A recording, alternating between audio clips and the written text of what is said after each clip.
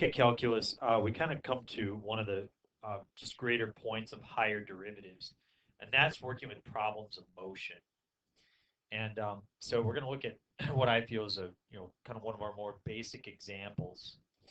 And I just want to outline some of our definitions first. And that is a position function. Position function, we say, is S of t. Position, the word position has an S in it, so maybe that helps you with position and S connecting together. Velocity is a rate of change. So suppose that this is given a function S is equal to ft, where S is distance and t is time. Maybe say distance would be in meters and time would be in seconds. We'd say velocity is, say, in meters per second. And so that's a rate of change. It turns out that to find the velocity function, we simply take the derivative of the position function. As particle moves, so what we're going to be examining is kind of a particle moving along the x-axis. So if you have x-axis here, say this is 0, this particle it'll move to the right, and then it'll move back to the left, and it'll move back to the right, who knows what, at different speeds. But it's moving along the x-axis. The particle is at rest when v of t is equal to 0. So when the velocity function is equal to 0, that's when it's at rest. The particle is moving in the positive direction or to the right when v of t is positive or greater than 0. Particle is moving in the negative direction when v of t is less than 0. So notice that we have our function s. I'm going to put the function v, so its derivative, right down there. Okay. This is a cubic. If you were to factor out a t, you get t times t squared minus 12. So you'd have solutions of t is equal to 0, and then plus or minus the root of 12, or plus or minus 2 roots of 3. So it turns out that this function, if we were to graph it, it crosses the x-axis at negative 3.4, 0, and positive 3.4. So the position function looks something like this, okay? And it tells us something interesting. First of all, notice that it says a particle moves according to the law of motion, S is equal to f of t, for t greater than or equal to 0.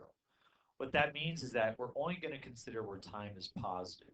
So we're only going to consider the green part of the function, okay? That's where we're just talking about positive time. We don't really have a concept for negative time so much. So time is positive. T is measured in seconds, and S in this case is feet, not meters. All right? Now, if you look, you can see here that the position function, that it's trending downward, okay? So what that means is that the derivative is negative, and all of a sudden it's trending upward, so that means that the derivative is positive.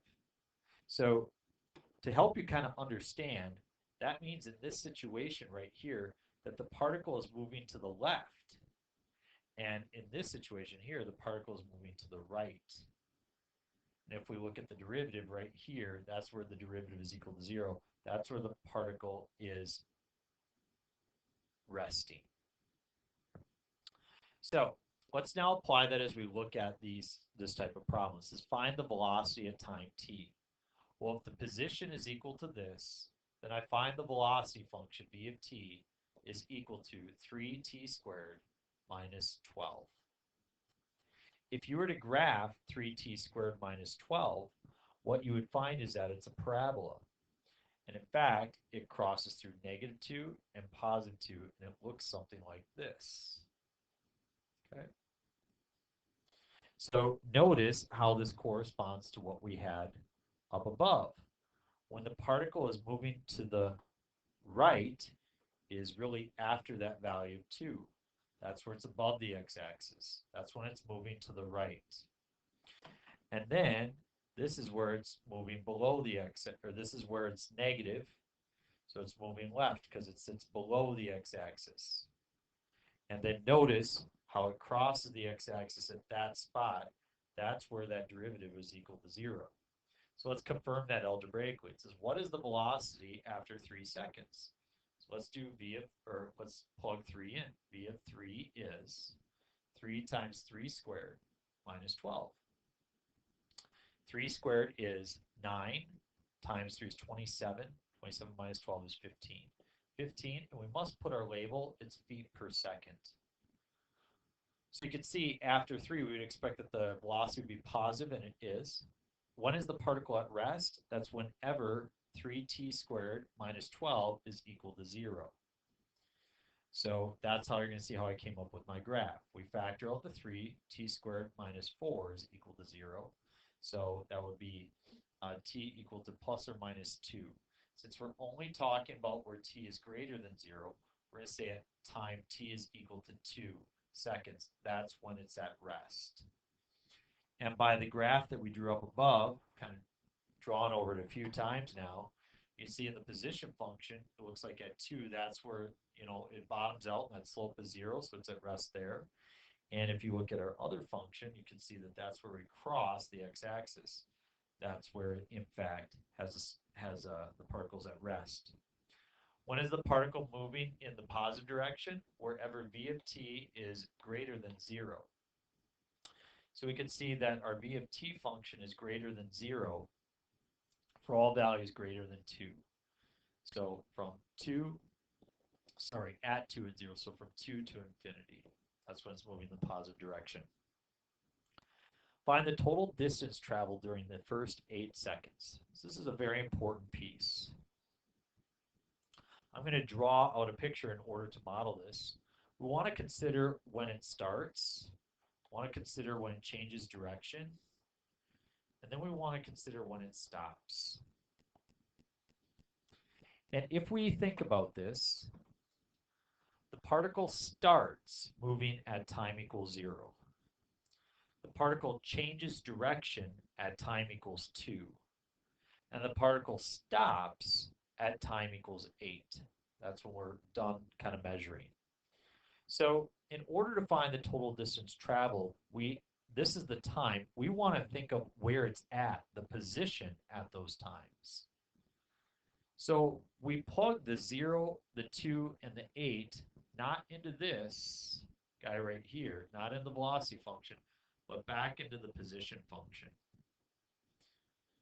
So if we go 0 cubed minus 12 times 0, you get 0. So it turns out that the particle starts at a position of 0 on the number line. Starts right there. Now, you might want to know, does it move to the left or move to the right? Well, you can see by our diagram over here that it, in fact, starts moving to the left and then it turns back to the right. So we should see at time 2, it should be to the left. Let's plug in 2. We have 2 cubed minus 12 times 2. 2 cubed is 8 minus 24 is equal to negative 16. So the particle moves from 0 back to negative 16. Then let's figure out where it is at time 8. So we have 0, we have negative 16, and at time 8 we have 8 cubed minus 12 times 8. 8 cubed is 512, and then 12 times 8 is 96. 512 minus 100 is 412, but then we have 4 more, so we'll go 416. So it's over here at 416. That's where it goes back to at time 8. So again, starts at time equals 0, it's at 0. At time equals 2, it's at negative 16. And at time equals 8, it's back at 416. So as you work through this, you can see that it starts out traveling 16 units to the left, okay? 16 units. And then it travels 16 more to get back to 0. And then it travels 416 more after that, for a total of 448 feet. That's the total distance. So we've skipped a lot of the word problems this year. We can't skip this. This is far too essential to where you need to be able to go. This is not easy. We're breaking the video up into 2 lessons. That's the first example. Here's the second one, and then we'll cut the video and you can go from there. Notice that in this situation, you have a much more challenging graph. I'm going to use my graphing calculator for this portion. I turn my calculator on. I go into y equals, parentheses on top, 4x minus 10,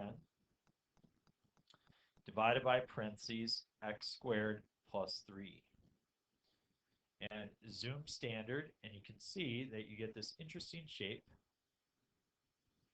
Okay.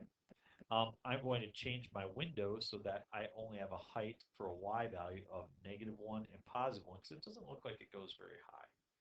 Maybe I check that graph out now, because it comes up. It looks like it drops down after that. So it looks like between about 2 and 3 it crosses. So I'm going to draw it like that. You know, something happens like that. Okay. So this is S.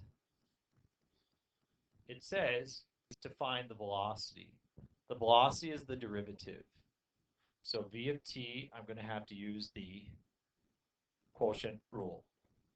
Derivative of the top is 4 times the bottom is t squared plus 3 minus the derivative of the bottom, 2t, times the top, 4t minus 10, all divided by the bottom squared.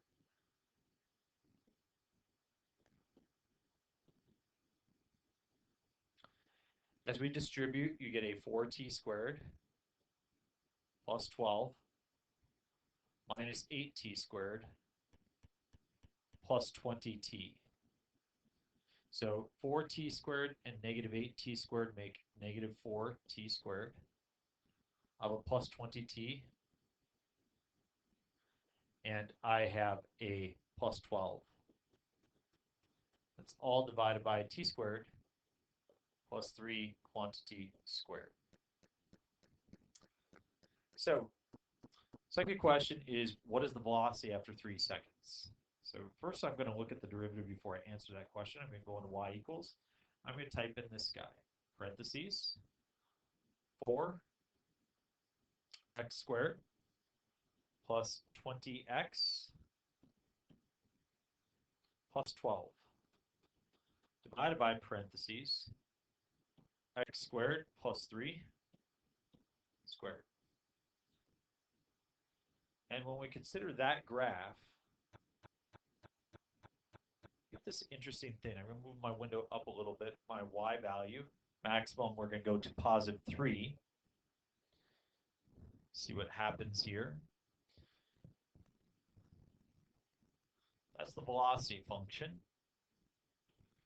It looks like the velocity function does something like this.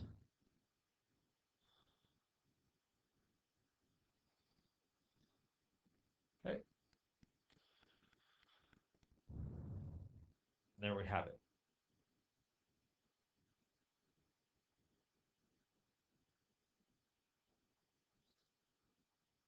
Now, the question is, what is the velocity after 3 seconds? You could plug 3 into the top, or you could simply go to your calculator. If you go to your table and type in 3, notice what you get. You get y1 values and y2 values. We had the derivative typed in for y2. Oh, it looks like it didn't put a negative on the 4. I knew that there was something that was off. It didn't look right. And insert that negative sign. Let's check that graph again. Sorry about that. I knew something was wrong. That's better because it should cross the x-axis at that spot. Okay. So again, if you go to your table and you just type in 3, you can see you get 0.25 for y sub 2. So v of 3 is equal to 0.25 feet per second. When is the particle at rest? Well, that's whenever it crosses the x-axis. So what I want to focus on is we're going to find where the velocity function is equal to 0. So which one's my velocity function, the top one or the bottom one? It's the bottom one. So I'm going to take the equal sign off, and I'm going to graph this guy again. And we're going to use our calculator to help us, because you're going to use this for sure for the AP exam. We want to find where that crosses the x-axis. We want to find that spot right there. And if you remember from last year, we taught you using your calculator. You do second trace, which is your calculate option, and you're going to find a 0. Notice when I press that, my cursor comes up. And I'm going to go to approximately where that 0 spot happens. Happens right about there. It asks me for a left bound, so I'm going to move to the left, press enter, and then I'm going to move to the right. I press enter. And I'm going to press enter on guess. And I get 5.54 is where it crosses the x-axis. So v of t is equal to 0 at time equals 5.54 seconds. When is the particle moving in the positive direction? Well, that's where the velocity function sits above the x-axis, which is going to be from 0 to 5.54. It's moving in the negative direction after that. Find the total distance and draw the diagram. Well, we're going to use the diagram in order to help us out. And we start with this. The start, the change, and then the end.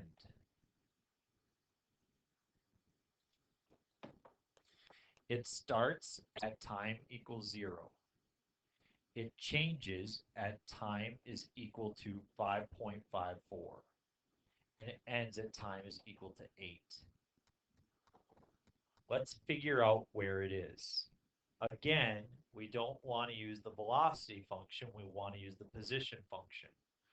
Which one is our position function, the top or the bottom? Our position function is the top. I'm going to go to my table, and I'm going to type in 0 to see where I am when I start. It looks like I start at negative 3.33. So I don't start at a position of 0, I start at negative 3.33. Then I type in 5.54, and I get 0.36. So it looks like it passes 0 and goes over here to 0.36. And then I'm going to check where it is at 8. And at 8, it's at 0.33. So it looks like the particle, it starts here at negative 3.33. It goes over to 0.36, and it turns around and comes back to 0.33. So the total distance, it travels 3.33 to get back to 0. Then it travels 0.36 to get up to 0.36. And then it travels an additional 0.03 in another direction. And so if we add those up, 3.33 plus 0.36 plus 0.03, you can see you get 3.72. That's feet.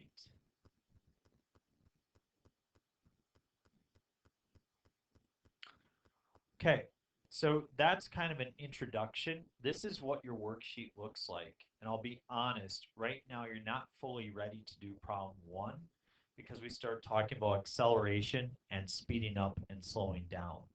But you could do some of the other pieces. So you could go ahead, take a break, and then we're going to come back to this in a little bit and hopefully solidify your learning as we move towards this guy. Okay, so hopefully you're doing well. We'll check in a little bit.